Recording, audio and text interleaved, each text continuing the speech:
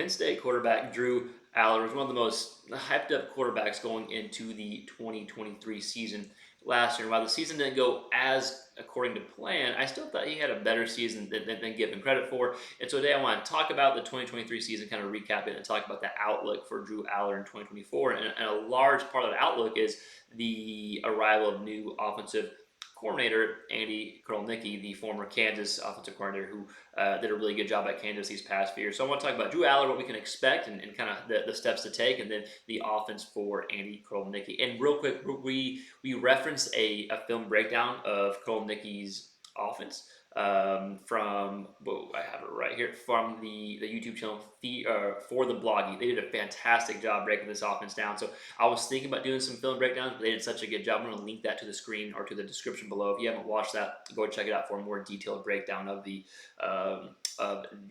offense of Andy Kotelnicki. So Drew Allar, right, first year starting at 20 for the 2023 season.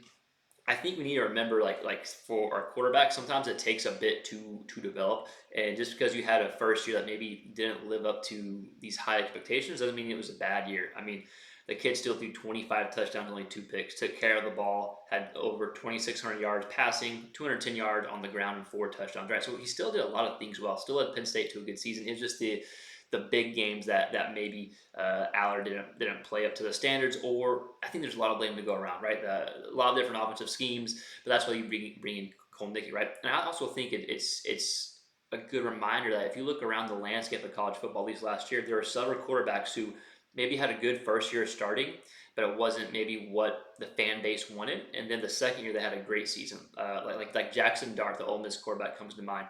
Ole Miss brought in 2 guys to compete with him from the starting job, and now all of a sudden he's one of the best quarterbacks in college football after 2023 season, and has Ole Miss on the ropes of making a playoff push, right? So I think that Jackson Dart effect could happen. For lack of better terms, you take that next step, right? So let's still talk about Drew Allar in the 2023 season. And if this is your first time tuning into the channel, thanks, and please consider liking, sharing, subscribing. We talk college quarterback content all the time, so yeah, like, share, subscribe. I do a bad job trying to get that out there, but yeah, please consider that. We also have a podcast where we bring on current and former quarterbacks to talk quarterback topics, which is great. So with that said, let's get back to the 2023 season of Drew Allar. After the first game against West Virginia, I was probably like everyone else was like, this is it. Like he killed it. He threw on the run. He was able to throw it from the pocket. Did a lot of great things that you expected to see. And then the rest of the season was kind of some good games and some ups and downs, right? But still a lot of good takeaways for me. I thought he played better than given credit for. I think taking care of the ball allowed Penn State to be in every game, even the games they lost to Ohio State and Michigan. Like the Michigan game, it felt it felt like Michigan was in control the entire time, but Penn State was always in striking distance, right? It was 25-14. And same with Ohio State. Ohio State may have been in control the whole time, but they were in striking distance. They lost 20-12. So even those losses that you had, you're still in striking distance, largely because Allar didn't force the ball and didn't have any turnovers. All right. Now with that said, his yards per attempt were only 6.8.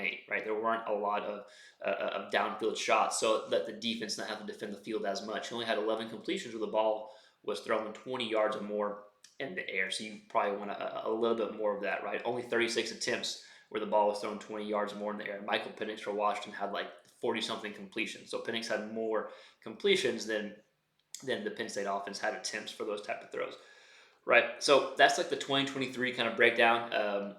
The creativity, I think, was lacking, and that may have been a reason why the offense didn't reach the full potential. Again, I still think if you look at it, it's a good season, especially from a first-year starting quarterback, and you can look at the potential to improve. He, of course, has all the skills, just putting himself in a good position to have success. And another thing they didn't do a ton of was play action passes. Only 26% of Allar's dropbacks were off play action, which isn't bad per se, but sometimes to get the deep shot going, sometimes to get a quarterback comfortable, that play action can be really, really friendly. Like if you look at Quinn Ewers for Texas and Dylan Gabriel from OU last year, both of their dropbacks were over 50% of play action. So they use play action a ton, and that really helped Gabriel push the ball downfield. So I think that's something that you can do, and that we're going to talk about here in a second when we get to Kotelnicki, but that was something that wasn't done last year, right? So I think there's a lot of schemes, a lot of things that maybe weren't done that if you add in, could help kind of maximize Allar's potential, right? So we're gonna move on to Kotelnicki, and talk about him real quick, then talk about the combination of the two. And again, for the deep dive of this offense, check out that For the Bloggy YouTube breakdown. So let's look at the Kansas quarterbacks from 2023. Their yards per attempt are 10.7. That is almost 3 yards higher. Almost 4 yards higher than what Penn State had with Drew Allar, right? Drew Allar was at 6.8. Kansas quarterbacks 10.7. And we're going to see they use play action a lot more than Penn State did. 42% of their dropbacks were off play action, which I think is a pretty good number. You don't want to be too reliant on play action, because I think for the quarterback to develop, you have to be able to make those reads. I think the play action can be really, really friendly. 42% of Kansas's passes were off play action, and on those play action plays, 11.7 yards per attempt. So we're taking some deep shots off play action. That's the benefit of getting a play action kind of scheme going. It creeps the safeties in. The DBs have something else to look for, and you can take a shot deep.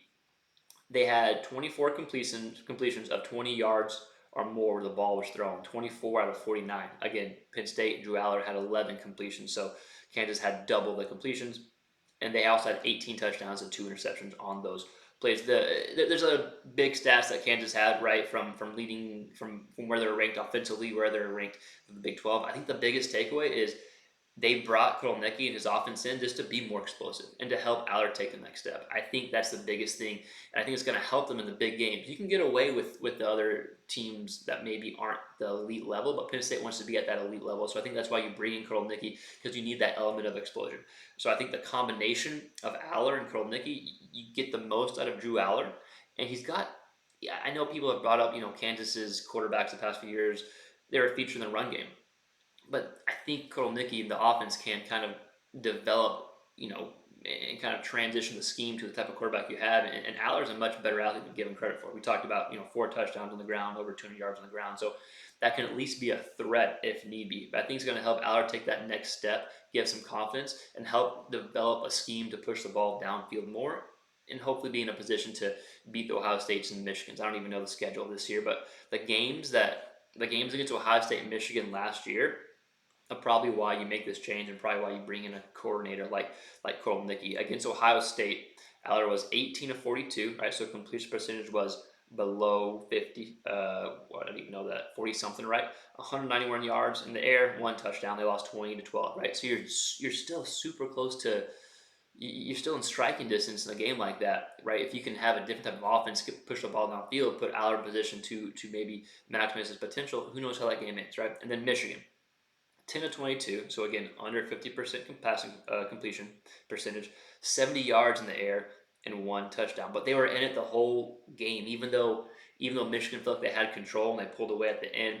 You're still in striking distance, right? So that's why you bring in an offense like this to be a bit more explosive. So in the games like the Ohio State games, the Michigan games, you have opportunity to succeed, right? So again, big takeaways from me from Allar in 2023. He played better than given credit for, and now he just needs to take that next step. And I think if you look at quarterbacks in the country, the ones that have gotten the chance to take the next step, they improve after year 1 because they have so much more experience. And then you bring in an offensive coordinator like Kotelnicki, who wants to be more explosive, or who has an explosive offense, and you combine that with Penn State's biggest need in offense was to be more explosive, and you have a quarterback who has all the skill sets and the tools available, then hopefully you're in a position to succeed, right? So get the most out of Allar and add that explosive nature in the Penn State offense that was missing. So Drew Allar 2024 outlook, looking really forward, I think it's looking very promising to add this element to Allar and the offense for Penn State. But Penn State fans, quarterback fans, just fans in general, I want to hear from you. What are your thoughts? Let me know in the comments below. What do you think Allar needs to do to take the next step? Do you feel like he had a better 2023 season than maybe given credit for? Yes or no? Let us know why, and let us know your thoughts on the new OC coming in and what you think that combination could be like. And again, I'll put that film breakdown that we talked about in the description or in the comments somewhere there. I'll put it down from For the Blogging. Again, it was a great job. One of my favorite breakdowns that I've watched so far. And we do a lot of quarterback breakdowns, and I thought this was really, really good. So with that said, please consider liking, sharing, subscribing, all that YouTube stuff. It really does help the channel, especially if you like quarterback topics where we just center everything around the quarterback position. Please follow along. So thanks for watching. Like, share, subscribe. We'll see you next time.